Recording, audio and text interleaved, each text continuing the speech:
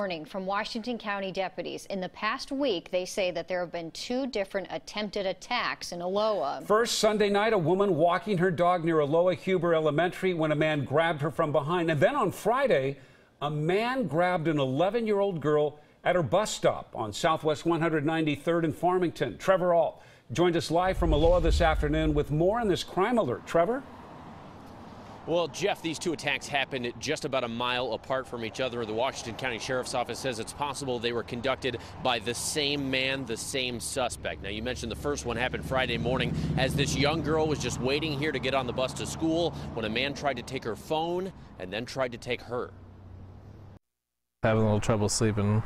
She's a little worried about the person coming back to get her again. Robert Deputy tells me his 11-year-old daughter is still shaken up after Friday morning a stranger approached her and asked to use her cell phone. And she had told him that the phone had died, and just as I instructed her to do. Things escalated from there. Made a movement to grab her, and it actually made contact by grabbing her wrist and her backpack. Robert's daughter fought away from the man, and he fled when a driver shouted to leave her alone. Making things even more frightening, a similar incident happened 2 days later about a mile away when a woman walking her dog Sunday night was also randomly grabbed by a man who only fled when she started screaming. Yeah, we just want people to be aware.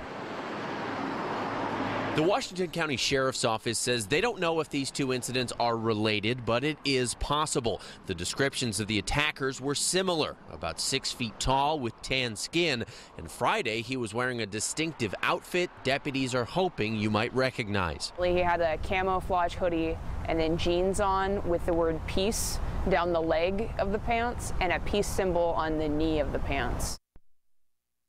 Now, in both of these attempted attacks, both the girl and the woman did everything right. They made a lot of noise. They drew attention to themselves, and that very well may have saved them from a much worse fate. Now, the psychological damage is still there. The family of this girl drops her off at the school bus. They wait with her now, and then just about a half hour ago when she was dropped off here from school, that father that we heard from was here waiting to pick her up.